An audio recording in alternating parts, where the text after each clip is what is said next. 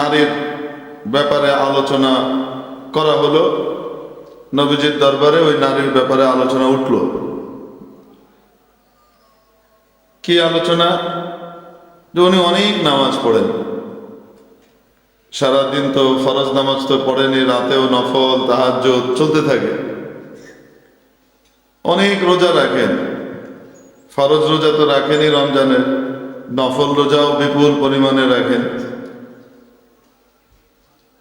এবং অনেক দান খয়রাত করেন। বিকাসরাতি সালাতিহা ওয়া কাসরাতি সিয়ামিহা ওয়া কাসরাতি সাদাকাতিহা গায়রা।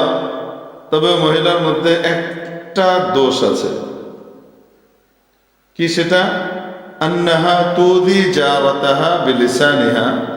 সে মহিলা তার প্রতিবেশী নারীকে নিজের মুখ দিয়ে, জবান দিয়ে কষ্ট দেয়।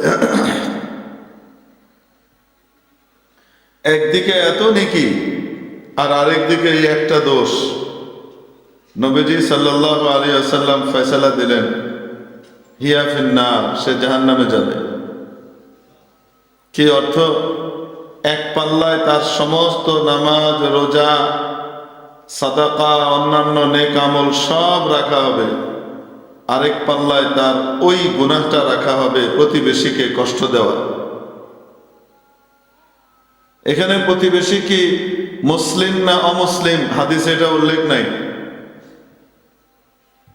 প্রতিবেশী মুসলিম হোক, অমুসলিম হোক, হিন্দু হোক, খ্রিস্টান হোক, বৌদ্ধ হোক, নাস্তিক হোক, খোদার দুশ্মন হোক, সে যদি আমার আপনার প্রতিবেশী হয়, প্রতিবেশীর হক হিসেবে তার সাথে সৎ ব্যবহার করা প্রতিবেশীর দায়িত্ব। রাসূল পাক সাল্লাল্লাহু আলাইহি ওয়াসাল্লাম অন্য এক হাদিসে ইরশাদ করেছেন, ওয়া আহসিন ইলা জারিকা তাকুন মুমিনা। তোমার প্রতিবেশীর সাথে সৎ ব্যবহার করো, তাহলে তুমি খাঁটি ঈমানদার হতে পারবা।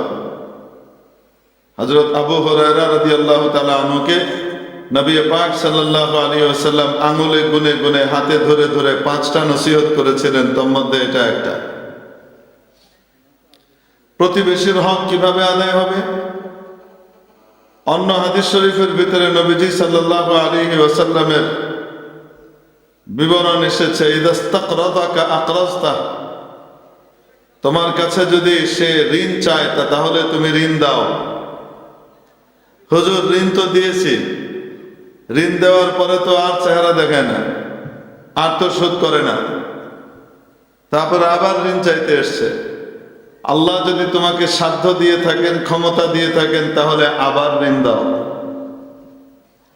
যখনই সে তোমার কাছে ঋণ চায়, ঋণ দাও।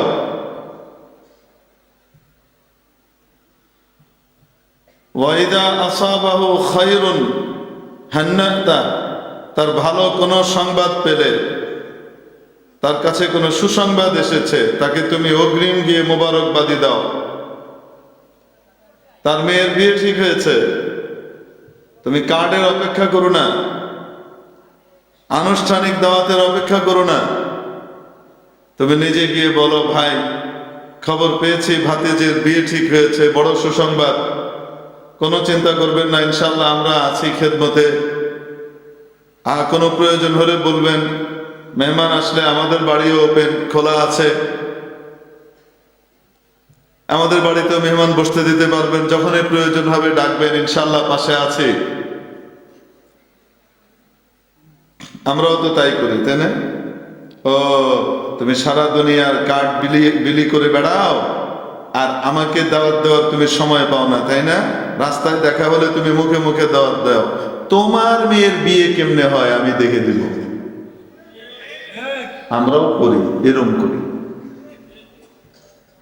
অবাস্তব না বাস্তব? আমরা এরকম করি, দাবি করি খাঁটি ইমানদার, দাবি করি খাঁটি মুসলিম, আর আচার আচরণ হলো অমুসলিমের। নবীজি কি শেখাচ্ছেন? খাঁটি মুসলমান হতে চাও, খাঁটি ইমানদার হতে চাও, প্রতিবেশীর সাথে সৎ ব্যবহার করো। কিভাবে করবে? ওয়াইদা আসাবাহু খায়রুন হান্নাতা। কোনো ভালো সংবাদ তার এসেছে, যাও আগে গিয়ে মোবারকবাদ জানাও। তুমি গিয়ে তাকে অভিনন্দন জানাও, অপেক্ষা করো না যে সে তোমাকে এটা জানাবে।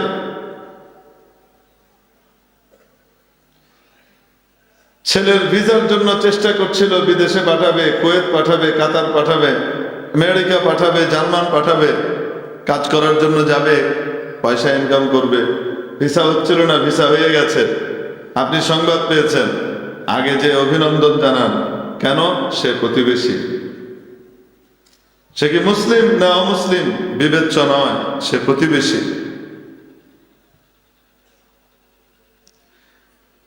প্রতিবেশী হওয়ার সাথে সাথে যদি সে মুসলিম হয় তাহলে তো ডবল হক।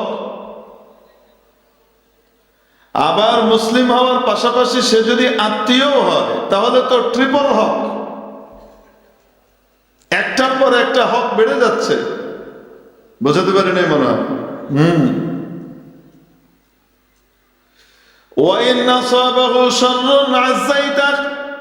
কোন মন্দ সংবাদ তার এসেছে, কোন খারাপ কিছু হয়েছে, তুমি গিয়ে সমবেদনা জানাও, তাজিয়ত প্রকাশ করো, সমবেদনা জানাও।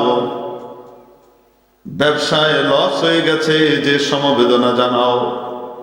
ভাইজান, ব্যবসায় চড়াই উতরাই থাকে। বড় বড় ব্যবসায়ীরা লস করে তারপরে লাভের মুখ দেখেছে। কোনো চিন্তা করেন না, ইনশাআল্লাহ সময় একরকম থাকে না, সময়ের চাকা চেঞ্জ হইতে থাকে। এখন খারাপ তো কয়দিন পরে আবার ভালো হবে ইনশাআল্লাহ। চিন্তা করবেন না, টাকা পয়সার জন্য ভাববেন না। আমার বাচ্চাদের পেটে যদি 2 মুঠ খাবার জোটে তাহলে আপনার বাচ্চাদের জন্য খাবার হবে ইনশাআল্লাহ। ব্যবসায় ধস নেমেছে, চিন্তা করেন না। এবার ফসল হয় নাই, চিন্তা করেন না, ইনশাআল্লাহ ফসল সামনের বার আবার হবে। আমার কাছে কিছু রাখা আছে, আমরা মিলেমিশে খাইতে পারবো ইনশাআল্লাহ। আজ্জাইতা, তাজিয়ত জানাও, তাকে গিয়ে সমবেদনা জানাও। আমরাও তো তাই করি। আমরা কি করি? যদি দেখি ছিনতাইকারী ধরছে রাস্তায় কাউরে, ঢাকা শহরের কথা বলি, আপনারা তো গ্রামগঞ্জে আছেন, গ্রামগঞ্জের মানুষের ভিতরে এখনো পর্যন্ত মানবতা, মনুষ্যত্ব কিছুটা হলেও বিদ্যমান আছে। একের বিপদে আর আরেকজন দৌড়িয়ে যায়। এক বাড়িতে ডাকাত পড়লে আওয়াজ পেলে গোটা গ্রাম দা, ছেনি, খন্তা যা আছে তাই নিয়ে ধাবিত হয় ডাকাত খেদানোর জন্য। গ্রামে এখনো আলহামদুলিল্লাহ আছে। শহরে আস্তে আস্তে কমে যাচ্ছে। শহরে কেমন যেন হিজ হিজ হুজুজ, তুমি আমি আমি, প্রত্যেকে নিজের স্বার্থপরতার জীবন কাটাচ্ছে। ফলশ্রুতিতে দেখা যায় এক বিল্ডিং এর ভিতরে 10-12টা ফ্যামিলি থাকে। 10-12 বছর হয়ে গেছে, জানেও না কোন ফ্ল্যাটে কে আছে, দেখাও হয় না, কথাও হয় না, জানাজানিও নাই। পাশের বাড়িতে কেউ যদি আল্লাহ মাফ করুক মরে পড়ে থাকে তাহলে পাশের রুমের ফ্ল্যাটওয়ালাদেরও খবর থাকে না। এই অবস্থা যায় অনেক সময়। ইল্লা মাশাআল্লাহ কিছু মানুষ আছে বড় সোশ্যাল, তারা আল্লাহর রহমতে সকলেরই খোঁজ খবর নেয়, খোঁজ খবর রাখে। আবার মানুষের রুচি বিকৃতি এই পরিমাণও ঘটেছে। কেউ যদি আবার বেশি খোঁজ খবর রাখে তখন আবার বলতে থাকে, ব্যাপার কি, গায়ে পড়ে এত তেল মারতেছে কিন্তু কেন? নিশ্চয়ই কোনো বদ উদ্দেশ্য আছে, মানে সন্দেহের চোখে দেখে। এটাও আরেক ঝামেলা। প্রতিবেশী বিপদে পড়লে, খারাপ অবস্থার শিকার হলে তাকে সমবেদনা জানাবে দূরের কথা, রাস্তায় ছিনতাইকারী ধরেছে, গেটের মুখে চিৎকার করছে, জানালা খোলা থাকলে বলে জানালা বন্ধ কর তাড়াতাড়ি, সময় গুলি করে দিবে, ভিতরে গুলি আসবে। 6তলার উপর থেকে সে ভয় পাচ্ছে, সে যে ডাক দিবে যে আসেন এখানে ছিনতাইকারী ধরেছে, বাঁচান, এই হিম্মত, এই সাহসটুকু, এই বুদ্ধিটুকু ওই সময় যোগান পায় না। এটাই বাস্তবতা। মুখে তো বলি আমরা মানুষ, মুখে বলি আমরা মুসলমান, কিন্তু ইসলাম এবং মুসলমানের যে শিক্ষা, সেই শিক্ষাগুলো আমরা কতটুকু ধারণ করতে পেরেছি। আল্লাহ পাক আমাদেরকে ধারণ করবার তৌফিক দান করেন। আমি আস্তে আস্তে পাশ্চাত্যের এবং বিজাতীয় কৃষ্টি কালচারের পচা জিনিসগুলো আমাদের ভেতরে ঢুকে যাচ্ছে এবং পচা জিনিসগুলোতে আমরা আক্রান্ত হচ্ছি। ওদের ভালো জিনিস যেগুলো ওরা আমাদের কাছ থেকে, ইসলাম ওয়ালাদের কাছ থেকে নিয়েছে, সেগুলো আমরা ফিরিয়ে আনতে পারছি না। আমার নবী আমাকে যে শিক্ষা দিয়েছেন সেই শিক্ষাটা ওরা গ্রহণ করে ওরা এগিয়ে যাচ্ছে। আমরা সেই শিক্ষাটাকে বাস্তবায়ন করতে পারছি না, উল্টো ওদের পচা জিনিসগুলো, উলঙ্গপনা, বেহায়াপনা, ন্যাংটা হয়ে ঘোরাফেরা করা, কাপড় চোপড়ে ঠিকঠাক না থাকা, লজ্জা হায়া সব বিসর্জন দিয়ে দেওয়া, বেডরুমের কাজগুলা কুকুর বিড়ালের মতো রাস্তাঘাটে করা, এগুলো আমরা আমদানি করছি খুব। আবার এগুলোর নাম দিচ্ছি আমরা স্বাধীনতা। ভালো জিনিসগুলো তো নেই না, খালি পচা জিনিসগুলো নেই। নির্বাচনে হেরে গেলে যিনি জিতেছেন তাকে অভিনন্দন জানানো, যে না ঠিক আছে আপনি জিতেছেন, আপনি ভালো করে চালান, ভালো কাজে আমরা আপনার সাহায্যে থাকবো। এই কামে তো নাই, উল্টা হলো আমি জিতলে নির্বাচন সঠিক হয়েছে, আর আমি ছাড়া কেউ জিতলে নির্বাচনে কারচুপি হয়েছে, স্থূল কারচুপি হয়েছে। অভিনন্দন জানানো তো দূরের কথা, উল্টো প্রতি ভালো কাজ বাস্তবায়ন করতে গেলে প্রতিটা কাজে সেই ভালো কাজের ভিতরে বাগড়া দেওয়া, এটা হলো আমাদের বর্তমান বাংলাদেশের গণতান্ত্রিক প্রক্রিয়ার কাজ। ইউরোপ আমেরিকার সাথে গণতন্ত্রের তুলনা করেন, ওখানে একজন বিরোধী দলীয় এমপিকেও যে পরিমাণ সম্মান এবং ইজ্জত, সে এমপি শুধু এই কারণে স্থানীয় প্রশাসন, পুলিশ প্রশাসন যেভাবে দেয়, যেভাবে তাকে প্রোটেকশন দেয়, যেভাবে তার কথার মূল্যায়ন করে। হ্যাঁ, আমাদের দেশে তো মাশাআল্লাহ আর কইলাম না, ঠিক না? আমাদের এখানে যদি বিরোধী দলীয় এমপি হয় তাহলে ওই এলাকায় বরাদ্দ দেওয়া যাবে না ঠিক মতো। এই হলো আমাদের রুচি প্রকৃতি। আবার কথায় কথায় বলে আমরা উন্নত হয়ে যাচ্ছি, আমরা এখন মিড লেভেলে পৌঁছে গেছি, কয়েকদিন পরে আমরা উন্নত হয়ে যাবে। কচু বাবা, শুধু পয়সার নাম উন্নতি নেই। আচার আচরণ, আখলাক, ব্যবহার, শিষ্টাচার, ভদ্রতা, ম্যানার, এগুলো হলো মানবতা, মনুষ্যত্ব। এটা হলো আসল উন্নতি। ইনফ্রাস্ট্রাকচারাল ডেভেলপমেন্ট, অবকাঠামোগত উন্নয়ন, ভালো রাস্তা, ভালো ব্রিজ, বড় বড় সুন্দর টানেল, আর এটা আর ওটা, বড় বড় বিল্ডিং, দালান কোঠা, আর সুরম্য অট্টালিকা, আর চমৎকার সব চোখ ধাঁধানো মল, এই সমস্ত উন্নয়নের নাম উন্নয়ন নয়। এগুলো তো বস্তুর উন্নয়ন।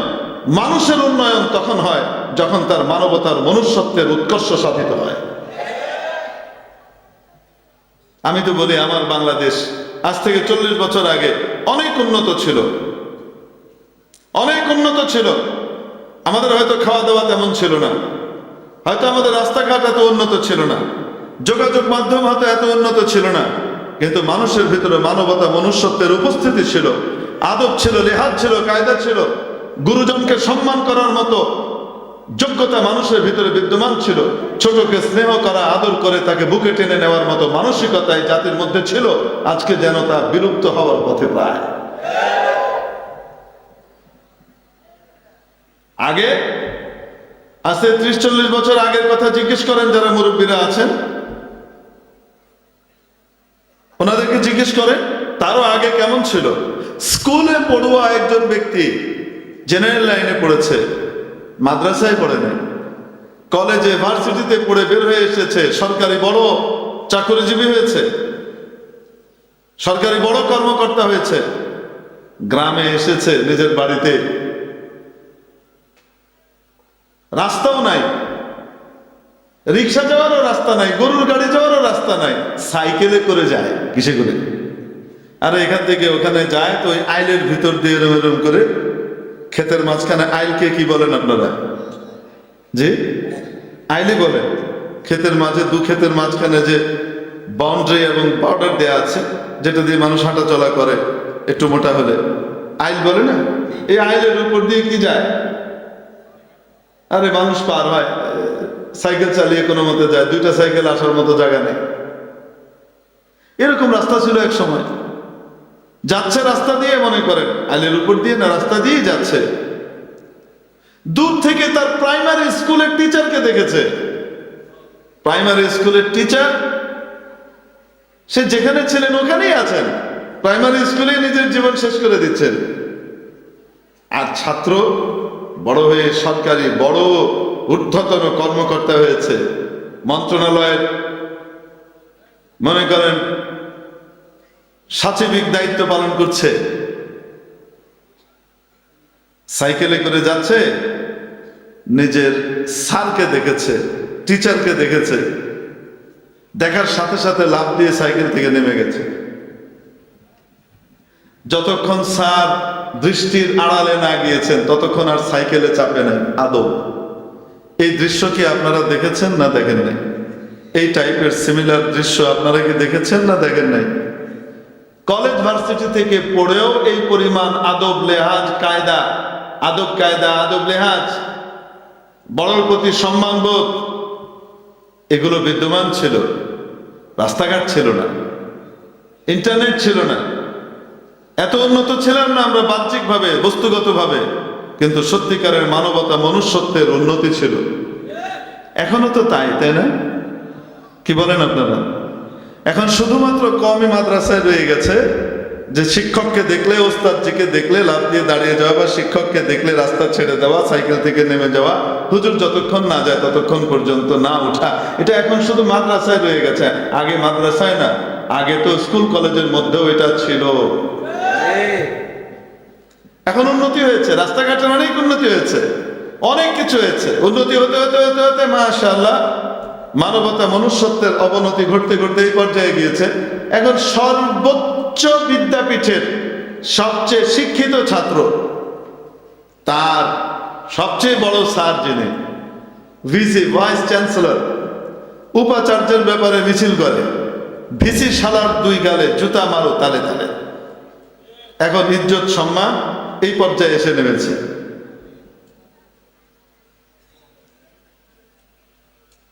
এটার জন্য শুধু ছাত্ররাই দায়ী তা নয়, বরং এটার জন্য শিক্ষকরাও নিজেদের সম্মানের যে উচ্চ আসন ছিল সেই আসন থেকে নিজেদেরকে নামিয়ে ব্যবসায়ীর কাতারে সামিল করে দেওয়া, বা সরকারি দলের ক্ষমতাসীনের লেজুর বৃত্তি করা, এই মানসিকতার মধ্যে যখন নেমে এসেছে, ছাত্রদের মন থেকেও সে আজমত, ইজ্জত, সম্মান সেগুলো বিদরিত হয়ে গেছে। শুনতে খুব খারাপ লাগছে আপনাদের, আমি বুঝতে পারছি। হুজুর কিছু মিষ্টি মিষ্টি কথা বলেন, শুনলে সোজা জান্নাতে চলে যাব, যেন মনে হয় শোনার সাথে সাথে আমি তো জান্নাতি, তাই না? জাহান্নামের গর্তের ভিতরে ঢুকে বসে আছি, তারপরেও যেন এমন একটা কথা আপনি বলবেন যেটাতে মনে হবে যেন আমি জান্নাতুল ফেরদাউসের আলা মাকামে চলে গেছি। হ্যাঁ, এরকম বয়ান শুনতেও সবাই খুব পছন্দ করে, খুব ভালো লাগে। ক্যান্সারের রোগী, তাকে বলা হচ্ছে আপনি একদম সুস্থ, পারফেক্ট। কি বলেন আপনি? আপনার মতো স্বাস্থ্য এই বাংলাদেশে আর কারো নাই, খুব চমৎকার, আপনি খুব ভালো আছেন, কিছু দরকার নেই, কোনো ট্রিটমেন্ট দরকার নেই। খুশিতে আমি ভালো আছি। আগে যা একটু বাস বিচার করে খাইতো, এটা খেলে বাড়বে, ওটা খেলে বাড়বে, এটা টুটে, এখন বুক রাশে খেয়ে মোট তো 3 মাসে মরে গেছে 3 দিনে। আমাদের দেশে এরকম ডাক্তারদেরকে এবং আমাদের দেশে এরকম রুহানি চিকিৎসকদেরকে মানুষ খুব বেশি পছন্দ করে। কিন্তু আসল কথা বলে দিলে, যেখানে তেতো লাগবে, যেখানে গুঁতো লাগবে, যেখানে ডাক্তার বলবে ক্যান্সার হয়ে গেছে, কেমোথেরাপি দেওয়া লাগবে, কেমোথেরাপির এত কষ্ট, দেওয়ার পরে মাথার চুল পড়ে যায়, দাড়ি পড়ে যায়, ভ্রু পড়ে যায়, মাকন্দার মতো লাগে, কেমন ভয়ঙ্কর লাগে, নিতে হবে, ইঞ্জেকশন দেওয়া লাগবে, তেতো লাগবে, কষ্ট লাগবে, জ্বলবে। এরকম ডাক্তারকে আমাদের দেশে খুব একটা পছন্দ করতে চায় না, বাধ্য না হয়, তো খালি মিঠা মিঠা ওয়াজ শুনতে চায়। আচ্ছা, যাই হোক, তো পাশ্চাত্যের কাছ থেকে শুধু বাজে জিনিসগুলো আমরা আমদানি করি, তাদের ভিতরে যে ভালো জিনিসগুলো আছে, কমিটমেন্ট ঠিক রাখা, পাঞ্চুয়ালিটি, সময়ানুবর্তিতা, নিয়মানুবর্তিতা, ওয়াদা করলে সেই ওয়াদা ঠিক রাখা, ব্যবসায়িক লেনদেনের ক্ষেত্রে যে অঙ্গীকার করে সেই অঙ্গীকারটাকে ঠিকঠাক মতো বাস্তবায়ন করা, যেগুলো আসলে ইসলামের শিক্ষা ছিল, ইসলামের কাছ থেকে ওরা নিয়ে উন্নত হয়েছে, সেই শিক্ষাগুলো মুসলমান বাস্তবায়ন করে না, সেগুলো ওরা বাস্তবায়ন করছে। আর ওদের ভিতরে খারাপ যেগুলো আছে, পচা কাজগুলো, সেগুলো সব আমদানি করে এখানে নিয়ে আসতেছে। আসো আসো, আমরা এখানে এগুলো চাষ করার জন্য বাংলাদেশকে পেতে দেখেছি, আসো। আল্লাহ আমাদেরকে হেফাজত করুন, আমিন। তো বলছিলাম, ওয়াইন আসাবাহু শাররুন আযাইতা, তোমার প্রতিবেশীর যদি কোনো খারাপ কিছু ঘটে, তুমি গিয়ে তাকে সমবেদনা জানাও।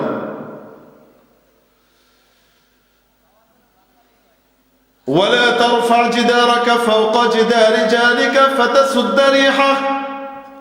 আল্লাহ পাক তোমাকে টাকা দিয়েছেন, ধন দিয়েছেন, পয়সা দিয়েছেন, তুমি তোমার বাড়িকে উঁচু করতে পারো, বাড়ি উঁচু করে বানাতে পারো, তবে এমন ভাবে উঁচু করে বানিও না তোমার দেয়ালটা যে তোমার প্রতিবেশীর আলো বাতাস বন্ধ হয়ে যায়। এমন ভাবে বানিও না তোমার প্রতিবেশীর আলো বাতাস বন্ধ হয়ে যায়। আমরা তো মাশাআল্লাহ আলো বাতাস না, আমরা তো তার রাস্তা বন্ধ করে ঠেক দিয়ে জমিনটা নেওয়ার ব্যবস্থা করি।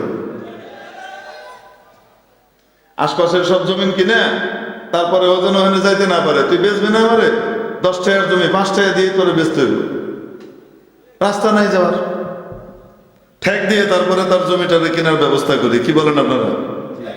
এই সে মুসলমান। ওয়ালা তারফা জিদারাকা ফাওকা জিদারি জারিকা ফাতাসুদ্দা রিহা। তোমার দেয়ালকে এতটুকু উঁচু করে বানিও না যার ফলশ্রুতিতে তোমার প্রতিবেশীর বাতাস বন্ধ হয়ে যায়, তার কষ্ট হয়। ওয়ালা তুদি জারাকা বিরিহি কিদরি। তোমার বাড়িতে ভালো খাবার দাবার রান্না হয়, আল্লাহ তোমাকে তৌফিক দান করেছেন, তুমি ভালো খাবার রান্না করতে পারো, খাও।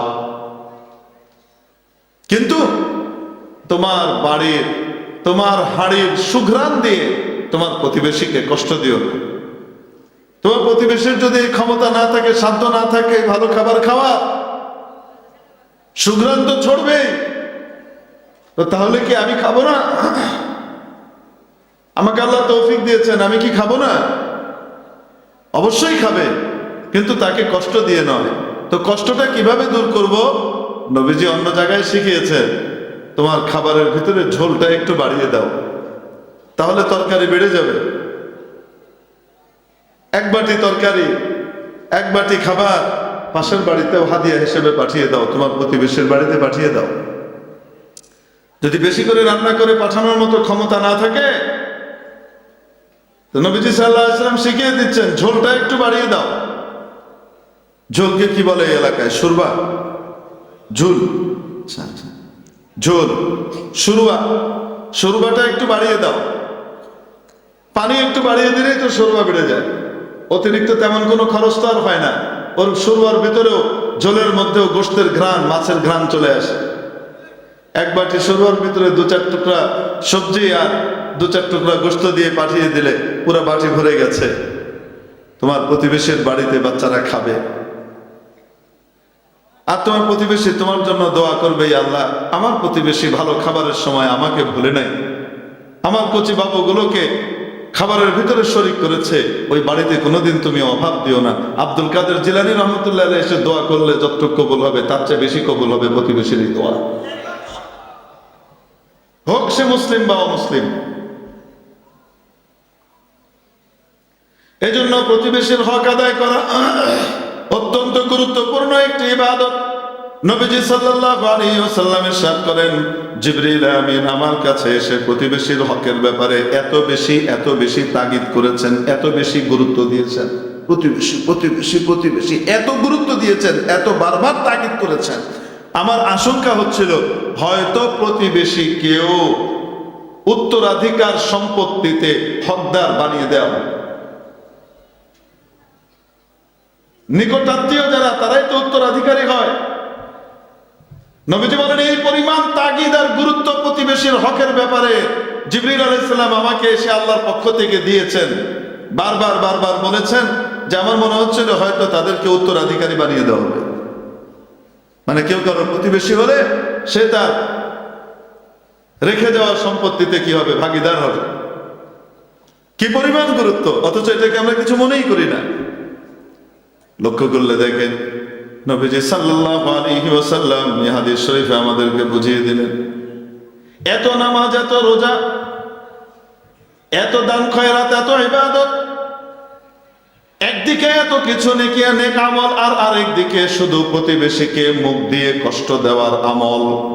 এই বদ আমলটা এত জঘন্য, আল্লাহর কাছে এত অপ্রিয় হবে, আল্লাহ পাকের মায়া তার উপর থেকে উঠে যাবে, যার কারণে এত বড় নেক আমল নিয়েও সে জাহান্নামে যাবে। হিয়া ফিন্নার। তাহলে মাবুদের কাছে ক্ষমা পেয়ে জান্নাতে যেতে হলে কি লাগবে? মাবুদের মায়া এবং দয়াটা লাগবে। মায়া আর দয়া আকৃষ্ট করবার মতো কিছু আমল আছে, সেই আমলগুলা করলে আল্লাহ পাক ওই বান্দারকে তার রহমত এবং তার দয়ার চাদর দিয়ে ঢেকে নেন। ফলশ্রুতিতে কি হবে? তার ছোট্ট আমল, একটা ছোট্ট নেক আমলের কারণে সে জান্নাতে চলে যাবে। অনেক বড় বড় বদ আমল হালকা হয়ে যাবে, ছোট নেক আমল তাকে জান্নাতে নিয়ে যাবে।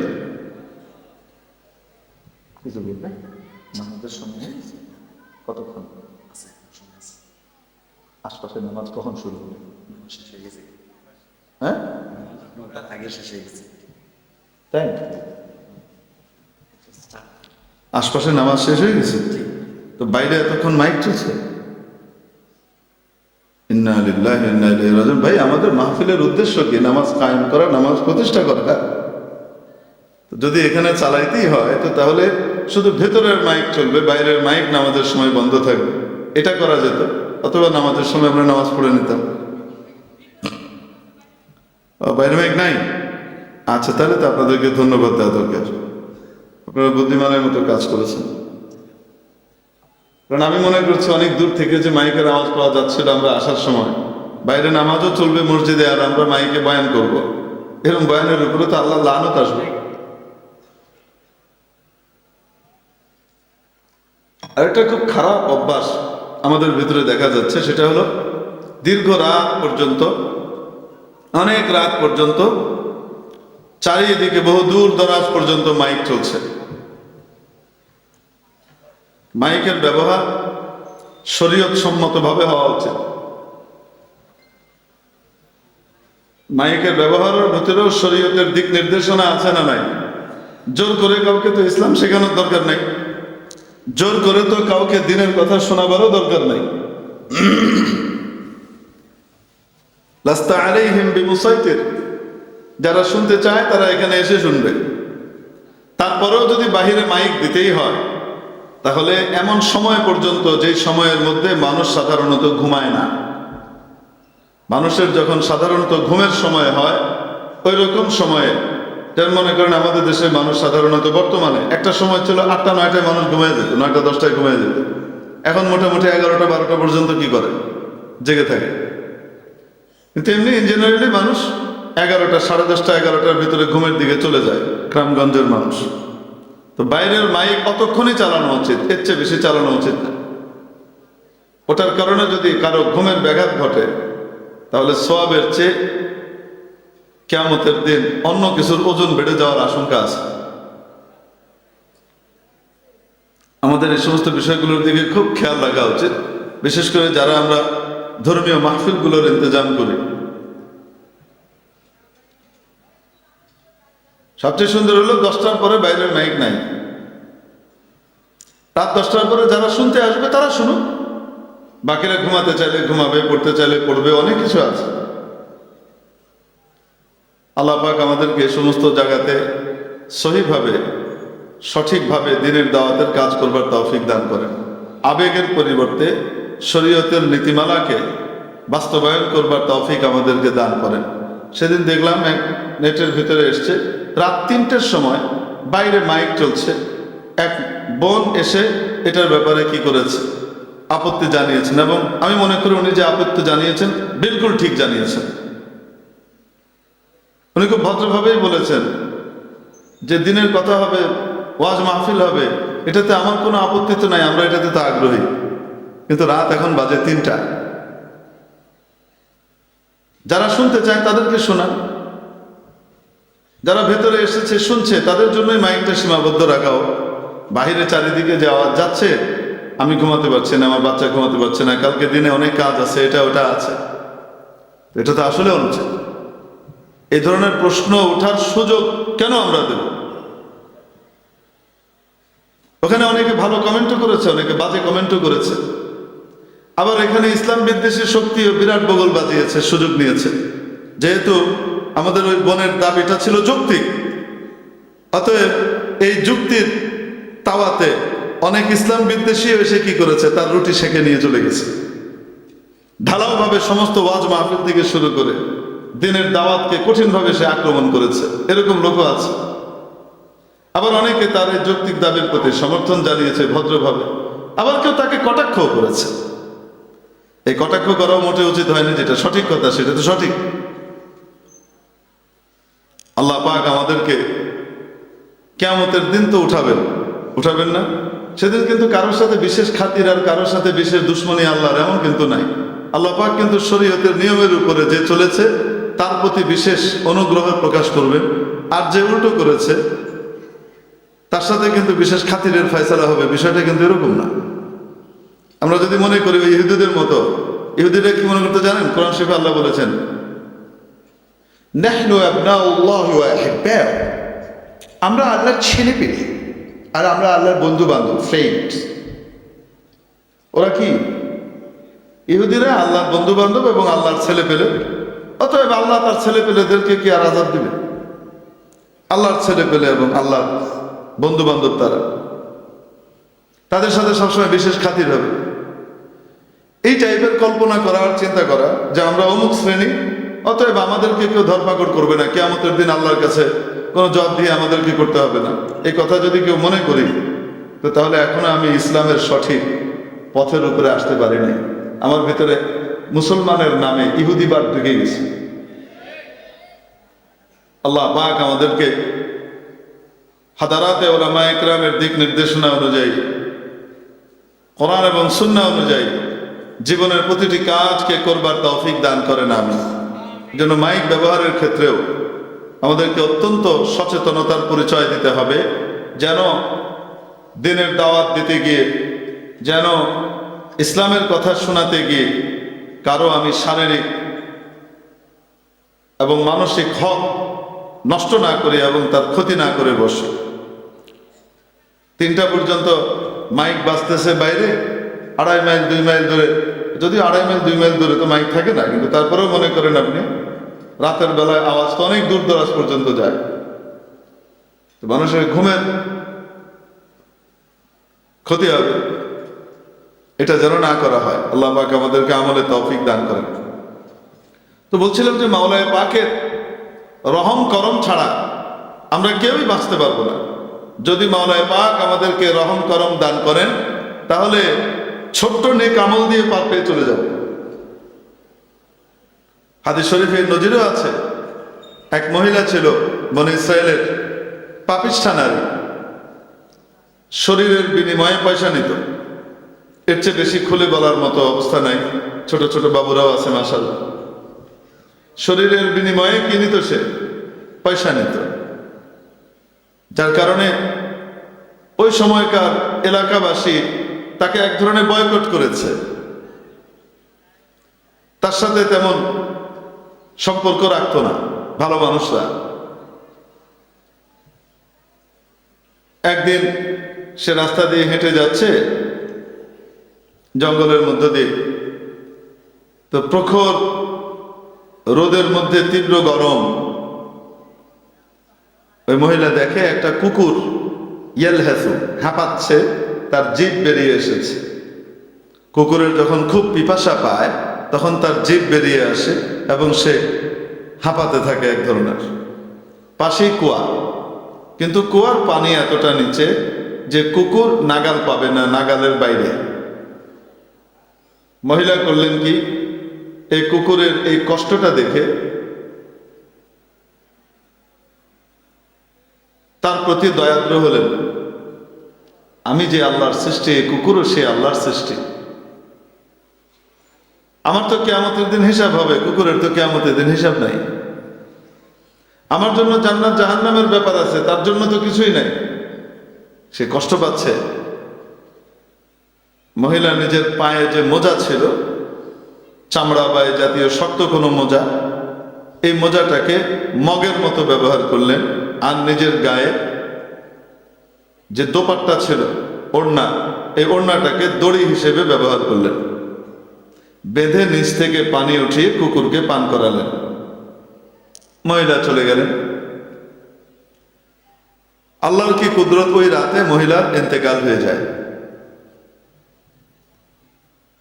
এরকম পাপিষ্ঠা নারীর জানাজায় কি সারা দুনিয়ার মানুষ এসে জড়ো হয়?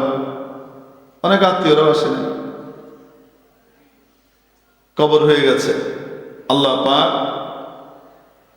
ওই যুগের নবীর কাছে ওহী পাঠিয়ে দিলেন যে আমার বান্দি আমার এক অবলা মাখলুকের প্রতি যে দয়া করেছে, মায়া দেখিয়েছে, আমি তার এই কাজটাকে বড় পছন্দ করেছি, এই উসিলায় তাকে আমি মাফ করে দিয়ে জান্নাতে পাঠিয়ে দিয়েছি। তার জন্য আমি জান্নাত বরাদ্দ করে দিয়েছি। মেরে মুহতারাম দোস্ত, এটা কুকুর আর অবলা প্রাণীর প্রতি, যেই প্রাণীর লালা শরীরে লাগলে নাপাক হয়ে যায়, কাপড়ে লাগলে কাপড় নাপাক হয়ে যায়, নামাজ হয় না, নাজাসাতে গলিজা, পায়খানা পেশাবের মতো নাপাক, বরং জার্মের দিক থেকে তার চেয়ে ভয়ঙ্কর। এই জার্ম দূর করার জন্য নবীজি সাল্লাল্লাহু আলাইহি সাল্লাম কুকুর যদি কোনো পাত্রে মুখ দেয়, তাহলে নবীজি ওই পাত্রকে পরিষ্কার করবার জন্য 7 বার ধুতে বলেছেন। কোন রিওয়ায়াতে 8 বারের কথাও আছে, কোন রিওয়ায়াতে আছে উলাহুন্না বিত্তুরাব, কোন রিওয়ায়াতে আফিরু সামিনাতা বিত্তুরাব, কোন রিওয়ায়াতে উখরাহুন্না বিত্তুরাব। 7 বার ধো, তার ভিতরে 1 বার মাটি দিয়ে মাজো। এটা পবিত্র করার জন্য না, পবিত্র তো 3 বারই হয়ে যায়, 3 বার ধুলেই পবিত্র হয়ে যায়। কিন্তু কুকুরের লালার ভিতরে এমন জার্ম আছে যে জার্মের কারণে সেটা 3 বার ধোয়ার দ্বারা পরিপূর্ণভাবে চলে যায় এরকম না, এটাকে মাটি দিয়ে মাজতে হয়, খুব ভালোভাবে ধুতে হয়। এরকম একটা জঘন্য প্রাণীকে পানি পান করানোর কারণে আল্লাহ রাব্বুল আলামিন এই পাপিষ্ঠা নারীর সমস্ত পাপ মাফ করে দিয়ে জান্নাতে পাঠিয়ে দিয়েছেন। যদি কোনো বান্দা, যদি কোনো মানুষ আশরাফুল মাখলুকাতের খেদমত করে, মানুষের খেদমত করে, মানুষের মধ্যেও আবার সর্বশ্রেষ্ঠকে, খায়রুকুম মান তাআল্লামাল কুরআন ওয়া আল্লামা, তোমাদের মধ্যে সবচেয়ে শ্রেষ্ঠ ওই ব্যক্তি যে ব্যক্তি নিজে কোরআন শিখে এবং অন্যকে কোরআন শিখায়। কোরআনের টিচার, হাদিসের টিচার, ফিকহের টিচার, যারা কোরআন শিখে অন্যকে কোরআন শিখায়, কোরআনের মর্ম শিখায়, কোরআনের বাণী শিখায়, কোরআনের তাফসীর শিখায়, এ লোক হলো সবচেয়ে সেরা।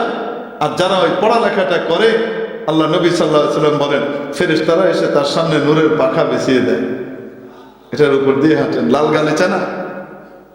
এই শ্রেষ্ঠ মানুষগুলোর যদি কেউ খেদমত করে, যদি তাদের খাবার দাবারের দিকে খেয়াল রাখে, তাদের বাসস্থানের দিকে খেয়াল রাখে, তাদের পড়ালেখার দিকে খেয়াল রাখে, তাদের জন্য মাওলায়ে পাকের কাছে কি মর্যাদা অপেক্ষা করছে এটা তো আল্লাহই ভালো জানেন। এজন্য মাদ্রাসার কোনো সময় খেদমতের সুযোগ পেলে ইনশাআল্লাহ খেদমত করব। তো মাদ্রাসার বাচ্চাদের, তালিবে ইলমদের, আসাতিজা ইকরামের, শিক্ষকদের এবং মাদ্রাসার বিল্ডিং বানিয়ে দেওয়া, যে আমি ভালো বিল্ডিং এ থাকি, আরামে ঘুমাই, আর মাদ্রাসার ছাত্র আর উস্তাদরা যারা দিন শিখছে সবচেয়ে সেরা হচ্ছে আল্লাহর নবীর ভাষায়, আল্লাহর নবীর মেহমান হিসেবে যারা পড়ালেখা করছে, তারা শীতের ভিতরে কাঁপছে, তাদের জানালা নাই, তাদের দরজা নাই, তাদের উপরে ঠিক মতো চাল নাই। কিয়ামতের দিন আল্লাহর কাছে নবীজির সামনে কিভাবে মুখ দেখাবো? উচিত তো ছিল আমার ঘরটা যতটুকু ভালো হবে, আমার আল্লাহর ঘর তার চেয়ে সুন্দর হবে। আমার আল্লাহর নবীর মেহমানখানা এটা তার চেয়ে ভালো হবে। সৌদি আরবে যান, কুয়েতে, কাতারে যান, সেখানে যে সমস্ত দ্বীনি মাদ্রাসাগুলাকে তারা প্রতিষ্ঠা করে, তাদের নিজেদের বাড়ির চাইতেও তারা ওগুলাকে সুন্দর করে। আল্লাহ পাক তাদেরকে টাকা পয়সা এমনি দিয়েছেন তা তো না, তারা গুনাহ খাতা কম করে এরকম না, তারা অনেক গুনাহ খাতা করে, কিন্তু দ্বীনের প্রতি, ইসলামের প্রতি, ইসলামপন্থীদের প্রতি তাদের একটা আলাদা টান, মায়া, মমতা, ভালোবাসা আছে। খেদমতের জন্য এগিয়ে আসে। আল্লাহ পাক এজন্য তাদের জন্য গায়েব থেকে রিজিকের ফয়সালা করেন। এক হাদিস শরীফের মধ্যে এসেছে, বলবো নাকি? বিরক্ত হচ্ছেন আপনারা? আলোচনা তো করতে চাইছিলাম একটা, আল্লাহ নিচ্ছেন অন্যদিকে, যেদিকে ন্যায়ের দিকে যাক, কি আর কোন টেপ রেকর্ডার তো আর ছাড়তে পারবো না, তাই না? আল্লাহ পাক দিলে যা ঢালবেন তাই বেরোবে। আমি মনে করি হয়তো এখানে এই ওষুধটা দিলে বেশি কাজে লাগবে। আল্লাহ পাক বললেন যে তুমি কি জানো এখানে রোগ কোনটা বেশি, এটার ওষুধ অন্যটা দরকার, তো জন্য আল্লাহ পাক অন্য ওষুধ বের করবেন। তা আমরা কি করবো? আমরা তো উপর আল্লাহর হাতে ছেড়ে দিছি। মাওলা এমন কিছু কথা বের করে দেন যেগুলোর দ্বারা কিয়ামতের দিন আমার এবং আমার সামনে যারা আছে শুনছেন, তাদেরও কিয়ামতের দিন নাজাতের জরিয়া হয়ে যায়, মুক্তির কারণ হয়ে যায়, আমিও বেঁচে যাই, তারাও বেঁচে যায়। যাই হোক, হাদিস শরীফের মধ্যে এক ঘটনা এসছে। এক ব্যক্তি, ওই বন চেনেন আপনারা, বন বা বড় মাঠ, ধুধু ময়দান, ধুধু প্রান্তর যে আছে, এটা কি বলেন আপনারা আপনাদের এলাকায়? হ্যাঁ, না মরুভূমি তো বাংলাদেশে নাই, মানে বিশাল মাঠ, বাড়িঘর নাই, মাইলের পর মাইল খালি ময়দান, যে এই অঞ্চলে হাওর বলি আমরা, তাই তো? হাওর, বিল, এগুলাতে আসলে তো একসময় সমতল ভূমিতেও এরকম ধুধু প্রান্তর ছিল। এখন সমতল ভূমি যা আছে সব মানুষ বাড়িঘর বানিয়ে কি করে ফেলেছে, ভরে ফেলেছে, যার কারণে এখন যেখানে বর্ষাকালে থাকা যায় না, ওই জায়গাগুলোই শুধু ক্ষেতের জন্য খালি পড়ে আছে। তো যাই হোক, হাওর বলেন আর বিল বলেন, বিরাট প্রান্তরের মধ্য দিয়ে যাচ্ছে। তো হঠাৎ ওই লোক গায়েবী আওয়াজ শুনছে, যে কেউ বলছে যে অমুক এর ছেলে অমুকের বাগানে তুমি পানি দাও। কাকে বলছে? মেঘকে, সাজকে। উপরে যে সাদা মেঘমালা থাকে, এটাকে কি বলেন আপনারা? মেঘ বলেন, সাজ বলেন না? ময়মনসিংহ আর সিলেটে কয় হাজ। যে আপনারাও বলনি হাজ ধরছে, আচ্ছা, মানে মেঘ আসছে। তো কেউ শুনছে, দেখছেন, আওয়াজ পাইতেছেন কিছু? আপনাদের প্রতীক্ষিত শেখ চলে আসছেন। কে আসছেন? হাসান জাহান ভাই আসছেন। তাড়াতাড়ি নিয়ে আসেন, দেরি করেন না, ওনারা অন্য জায়গায় বরকত দেওয়ার বিষয় আছে। আচ্ছা, যাই হোক, ওনারা অন্য জায়গায় বরকত দিতে হবে তো, দেরি করায় না হুজুরকে।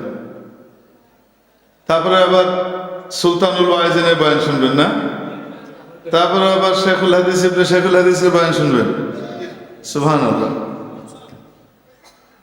আবার আমাদের সমস্ত আলোচক যারা আছে বাংলাদেশের, সমস্ত ওয়াইজদের যে সম্রাট আছে একজন, মানে সভাপতি সাহেব, প্রেসিডেন্ট সাহেব, হযরত আল্লামা শেখ আব্দুল বাসিত খান সাহেব দামাত বারাকাতুহুম, ওনারও বয়ান শুনবেন।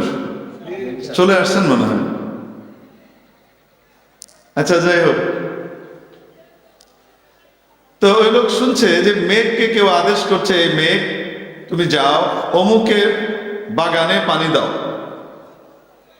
আমি কিন্তু কোনো গল্প বলছি না, এটা হাদিসের গল্প, নবীজি শুনিয়েছেন। তো অদ্ভুত কারবার, মেঘকে লক্ষ্য করে কে কথা বলবে? তো লোকের কৌতূহল হলো, এখানে তো কেউ নাই, তো তাহলে গায়েবী আওয়াজটা যে আসলো, এটা কি আসলেই বাস্তবে, নাকি আমার হ্যালুসিনেশন হচ্ছে, আমার মতিভ্রম ঘটেছে, আমি উল্টো পাল্টা শুনছি, উল্টো পাল্টা দেখছি?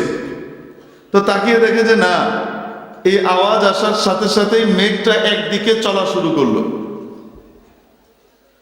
তার মানে এই ভদ্রলোক বুঝলেন যে আসলেই মেঘকে কেউ আদেশ করেছে। তাহলে মেঘটা কোথায় যায়? কৌতূহলী হয়ে ওই মেঘের পেছন পেছন উনি যাওয়া শুরু করলেন।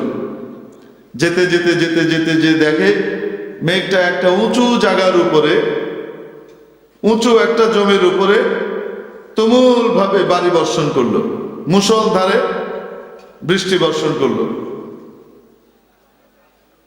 উঁচু জায়গাতে যখন বৃষ্টি পড়ে, পানি জমে থাকে, কি হয়? নিচে নেমে যায়। তো ওই উপরের ওই জমি থেকে একটা নালা দিয়ে, এটা নিচু জায়গা দিয়ে সব পানি একটা বাড়ি বর্ষণ করলে পানি দিলেই তো হয়ে যেত, ঠিক কিনা? দূরে কেন দিল? একাধিক উত্তর মাথায় এসেছে। আল্লাহ পাক যদি সহি হয় তো এগুলো আল্লাহর পক্ষ থেকে, না হলে শয়তানের পক্ষ থেকে। ওখানে যদি বাগানে সরাসরি পানি পড়তো, যে কৃষক ভাই, তার হয়তো একটাই সেট কাপড় বা কাপড় অল্প, বৃষ্টির পানিতে তো সেও ভিজে যেত। দরকার বাগানের পানির, কিন্তু সেও তো ভিজে যেত, তার কষ্ট হতো।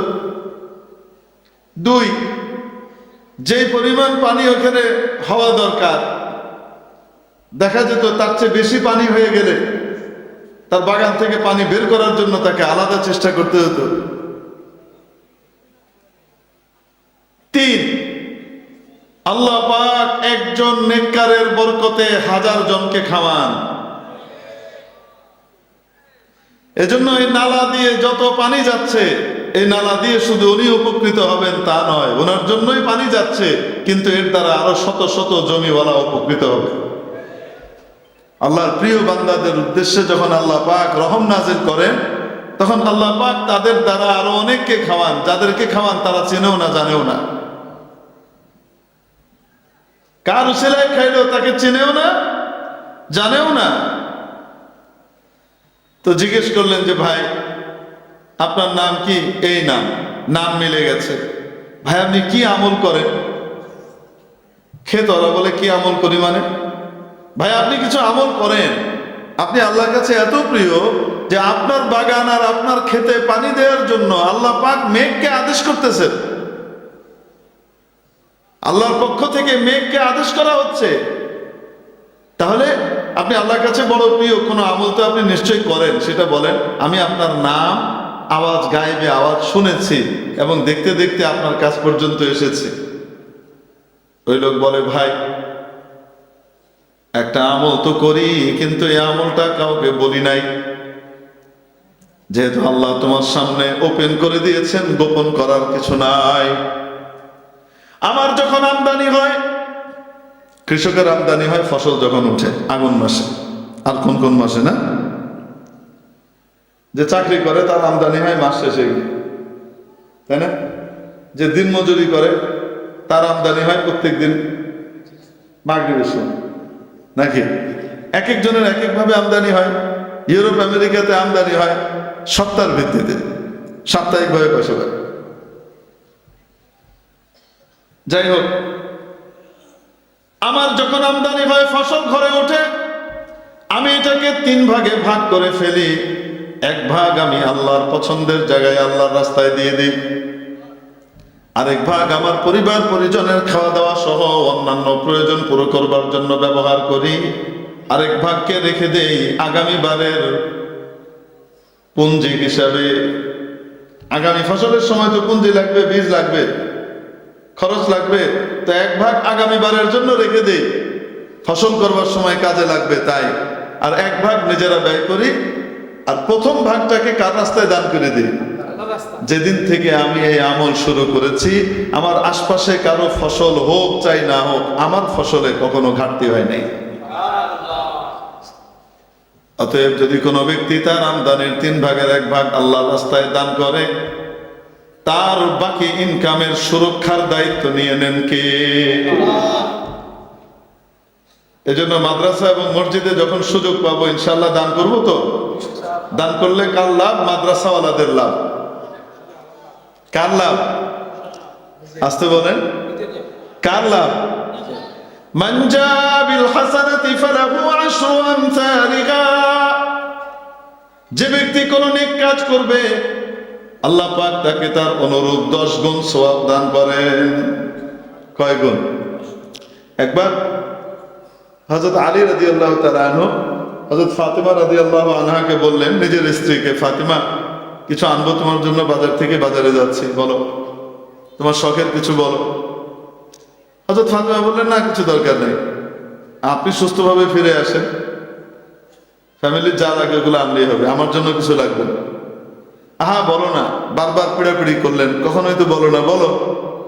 তো বললেন ঠিক আছে, যদি আনতে চান তো একটা আনার নিয়ে এসেন। কে নিয়ে এসেন? আনার চিনি তো আমরা, কি সেটা? বিদেশি ডালিম আর কি, বেদানা, যেটার নাম বেদানা অথচ দানায় ভরা। দানায় ভরা জিনিসের নাম কি? বেদানা। সুবহানাল্লাহ। কালা বেটার নাম লাল মিয়া। ওই জন্য কে যেন বলেছিল, নামের বড়াই করো না কো, নাম দিয়ে কি হয়, নামের মাঝে পাবে না গো সবার পরিচয়।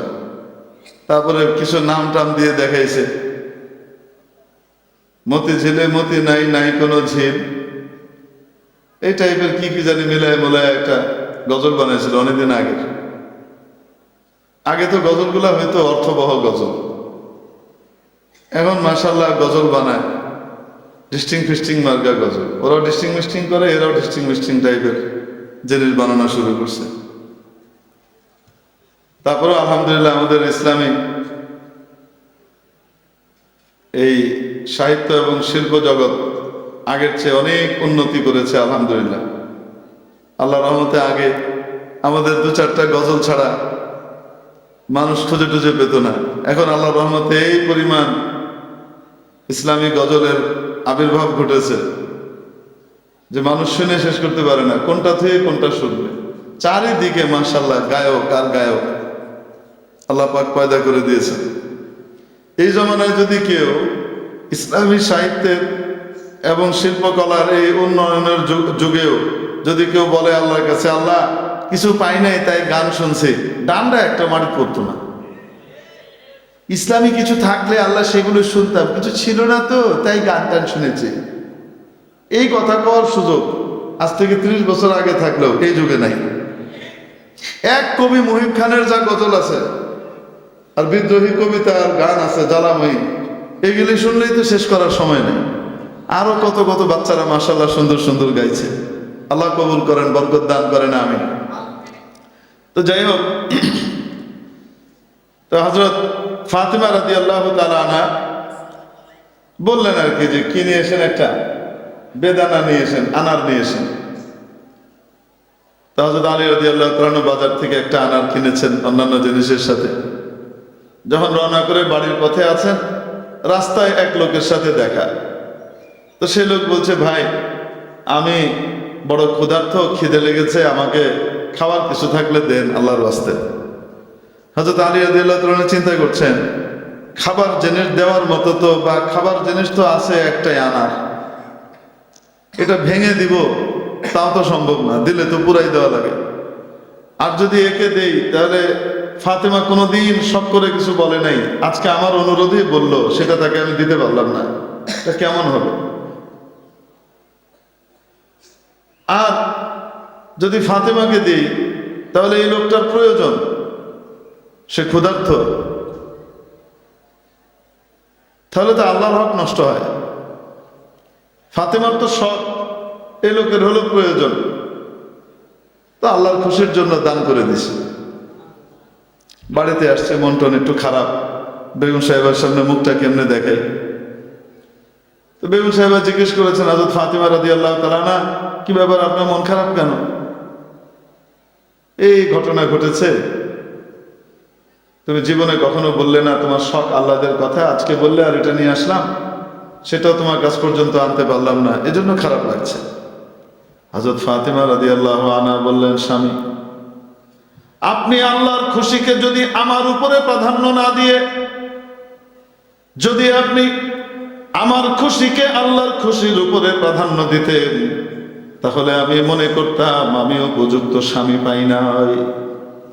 আমার বুকটা গর্বে ভরে গেছে, আমার স্বামীর কাছে পৃথিবীর সবচেয়ে দামি, সবচেয়ে মূল্যবান জিনিস হলো আল্লাহর খুশি, আল্লাহর সন্তুষ্টি।